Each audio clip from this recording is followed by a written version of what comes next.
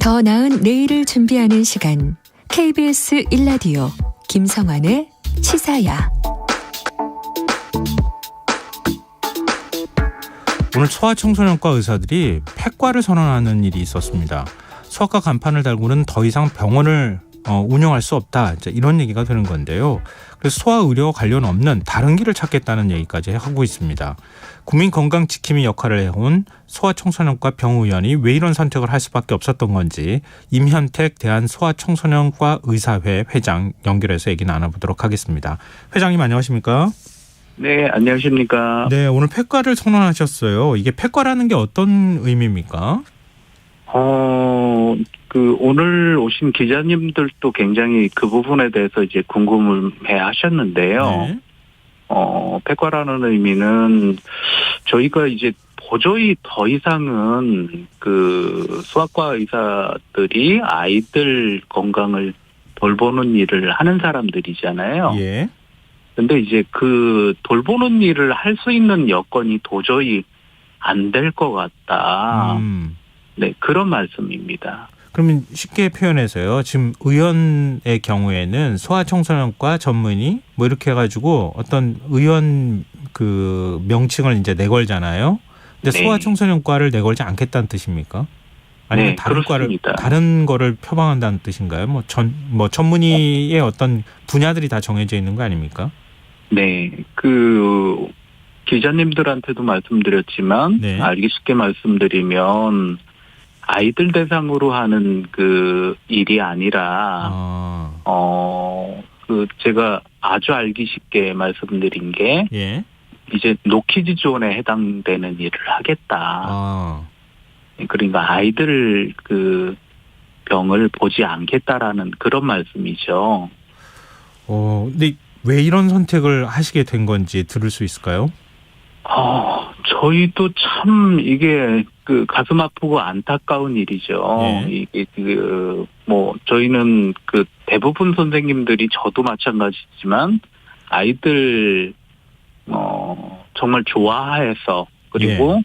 아이들이 아플 때 내가 잘 판단을 해가지고 잘 치료를 해주면 아이들이 빨리 나아지고 너무너무 이게 그 좋아지는 걸 굉장히 보람을 느꼈던 사람들이거든요. 네. 근데 이게 일선 소아청소년과 그 상황이 굉장히 최근에 어려워졌죠. 최근에요. 예, 우리나라 이제 국가적인 문제지만 세계적인 그 저출산, 네. 네, 거기다가 최근 3년 반 정도 된 그 코로나 상황이 같이 겹치면서 네. 이게 소아과에서 이제 그 직원 월급을 못 줄 정도 상황까지 이렇게 내몰려서 네. 이거를 그 폐업을 하시고 다른 일을 하시는 선생님들이 많이 늘으셨거든요. 예. 예. 그래서 그런 이제 어려움이 있고 거기다에다가 아이들을 또 이렇게 적게 낳는 데 비해서 그 적게 낳는 아이들에 대해서 그 부모님들이나 조부모님들의 이제 관심이 굉장히 이제 크시거든요. 네. 그래서 이제 소아청소년과에 와서 진료를 받으실 때도 대부분 그 100명이면 99명이 그 굉장히 선량하시고 저희랑 잘 이렇게 아이 그 치료하는데 잘 따라주시는데 예. 한 분 정도는 정말 그 힘들게 하시는 분들이 있거든요. 네. 예, 그래서 예를 들면 아이 그 축농증이 있어서 그 항생제 주사를 어쩔 수 없어서 놔주는 상황이었는데 네. 아이를 이제 주사를 놔주는 상황에 아이가 가만히 있을 리가 없잖아요. 네. 그래서 직원이 이제 아이를 잡을 수밖에 없는데 그래서 아이가 이제 버둥거리면서 심하게 버둥거리고 그러면 이렇게 그 점상출혈이라고 목 같은데 금방 이제 시간 지나면 없어지는 그런 그 피부병변 같은 것도 생길 수가 있거든요. 네. 근데 그거를 가지고 화를 내고 돈을 내놔라라고 하는 분도 있었고. 그리고 이제 네. 중이염을 이제 확인하기 위해서 그 저희 선생님이 귀내시경을 하는데 저희 선생님은 분명히 이제 피를 낸 기억이 없는데 네. 그것도 굉장히 이제 그 시일이 지나서 당신이 피 낸 게 확실하다. 그러면서 이제 형사 고소를 하고 그다음에 이제 3천만 원을 배상을 하라고 그 민사소장이 날라오고 그런 일도 있었고 그리고 본인들이 이제 그 소아청소년과 진료가 마음에 안 든다고 그 맘카페 같은데 악플들을 많이 쓰시고 또 댓글도 많이 쓰시고 그런 거는 너무 흔하고요. 근데 환자 보호자와의 갈등이나 응대의 네. 어려움 이제 이거는 일단 기본적으로 있다고 저희가 좀 왜냐하면 네. 시간이 길지는 않아서요. 네네. 근데 거의 있다 하더라도 소청과를 지금 폐과 선언을 하시게 된 데에는 경영상 어려움이 거잖아요. 수익이 안 예. 된다는 거잖아요. 환자를 진료를 해도. 예. 그게 어느 정도 지금 기본적으로- 상황입니까? 기본적으로 심지어는 동남아 국가 수준하고 비교를 했을 때도 10분의 1 정도밖에 안 되거든요. 의료 수가가요? 예. 지금 그 정도로 낮습니까? 예. 정말 그 정도로 낮습니다. 이게 믿기지 않으시죠? 그럼 다른 과하고 비교했을 때도 그렇습니까? 이제 다른 과도 그러니까 소아청소년과는 어떤 특징이 있냐면 아이를 진짜 그 진료비에서 진찰료밖에 없거든요. 예.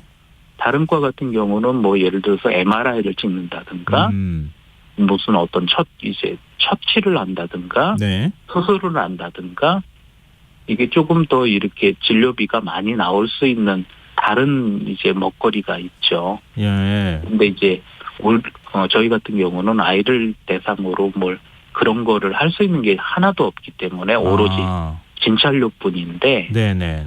그 수준이 30년 동안 묶여 있었기 때문에 네.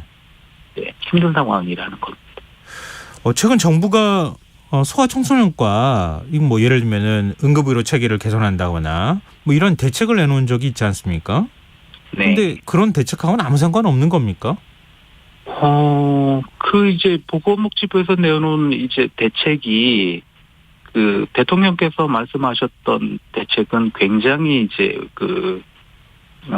이렇게 뭐라고 하셨냐면 건강보험 재정에서 이걸 해결을 못하면 일반 재정에서라도 해결을 해줘야 된다라고까지 말씀을 하셨는데 네. 보건복지부에서 내놓은 대책은 아이들 건강에 돈을 내놓을 생각이 전혀 없다라는 대책입니다. 요약해드리면요. 병원을 설립한다거나 아니면 소아청소년과 전문의를 육성하는 문제라든가 이런 것들에 대해서는 관심을 갖고 있는 거 아닙니까? 근데 기본적으로 의료 수가에 대한 것도 의료 수가 문제도 있지 않았었나요, 언급이? 아니요. 의료 수가에 대한 문제는 전혀 없습니다. 그러니까 이제 어떻게 생각하셔야 되냐면 네. 인턴 선생님들이 11월 말에 자기 전공을 결정을 합니다. 내가 내과를 할지 정형외과를 할지 안과를 할지 소아과를 할지 결정을 하는데 이게 이제 인턴 선생님들이 왜 소아청소년과를 지원을 안 하냐면 소아청소년과를 해가지고 미래가 과연 있겠느냐라는 근본적인 의문 때문에 그렇거든요. 네네. 어떤 상황이냐면 지금은 소아청소년과 전문의가 오히려 인턴만 마치고 개업하신 선생님보다도 수입이 적은 상태입니다. 그렇군요. 그러니까 당연히 이제 지원을 할 리가 없는 거고 네. 이번 보건복지부 대책에서도 전혀 그런 대책이 없습니다. 그러면은요. 지금 이제 어린 자녀를 둔 부모 입장에선 소아청소년과 우리 동네도 가고 또 아이들만 돌보는 선생님이 있어서 좋았는데 소아청소년과 폐과하면 나는 어디로 가야 하나 걱정하실 것 같거든요. 어떻게 됩니까? 그러니까 이제 저희가 그 부분이 이제 저희도 마음이 아픈 부분입니다. 네. 그래서 오늘 그 폐과 얘기와 이제 대국민 작별 인사라는 거를 이제 행사를 진행한 것인데 예. 그런 이제 불행한 사태가 그 발생하지 않기 위해서 저희가 거의 뭐 근 10년을 보건복지부에 얘기를 했었고요. 예. 최근만 해도 필수 의료 논의라고 해가지고 만 2년을 얘기를 했었거든요. 예. 근데 그 대통령께서 나오신 자리에서조차 이제 근본적인 해결책을 안 내놓는다 그러면 소아청소년과 의사들은 더 이상의 이제 희망을 가질 수가 없는 것이죠. 네, 알겠습니다. 그러면 앞으로 뭐 이후에 집단 행동이나 이런 것들까지도 생각하고 계시는 건가요? 저희가 뭐 따로 집단 행동을 할 수가 뭐 그런 게 아니고요. 예. 그 병원 자체를 운영을 할 수가 없는 상태고 직원 월급을 못 주는 상태이기 때문에 네. 지금 상태로는 가만히 있어도 몇 년 뒤면 자연 폐과가 되는 상황입니다. 알겠습니다. 그래서 뭐 문을 닫을 수밖에 없다. 이런 예, 말씀이신데요. 그렇죠. 지금 하여튼 상황은요. 정부가 좀 여러모로 관심을 좀 가져야 될 부분이 아닐까 싶습니다. 오늘 말씀 고맙습니다. 네, 감사합니다. 네, 지금까지 임현택 대한소아청소년과 의사회 회장이었습니다. KBS 라디오 김성환의 시사야 1부 순서 여기서 마무리하겠습니다. 전 11시 정각 2부에 다시 오겠습니다.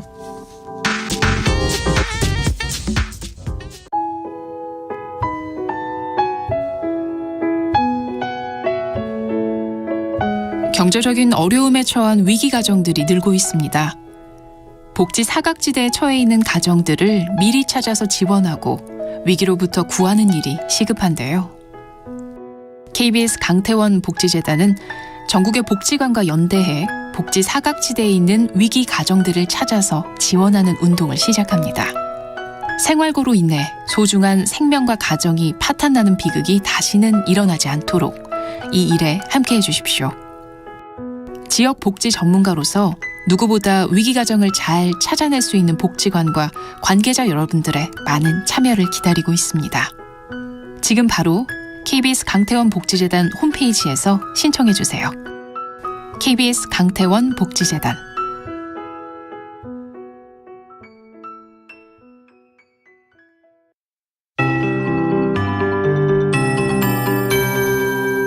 KBS 58분 날씨.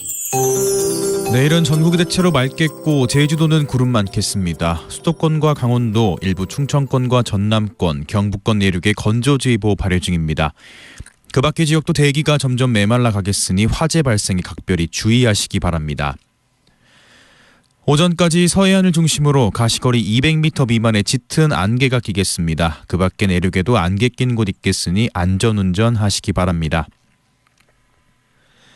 내일 아침 최저 기온 서울 7도, 광주 8도 등 전국이 0에서 13도로 오늘보다 2에서 5도가량 높겠지만 모레까지 중부 내륙을 중심으로 0도 내외에 머물며 쌀쌀하겠습니다. 낮 최고 기온은 서울 21도, 대구 24도 등 전국이 16에서 25도로 당분간 내륙을 중심으로 일교차가 20도 이상 벌어지겠습니다. 겉옷을 챙기는 등 환절기 건강관리 잘해주시기 바랍니다. 내일 전국의 미세먼지 농도 수도권과 강원 영서, 세종과 대전 충남, 전북과 부산, 울산과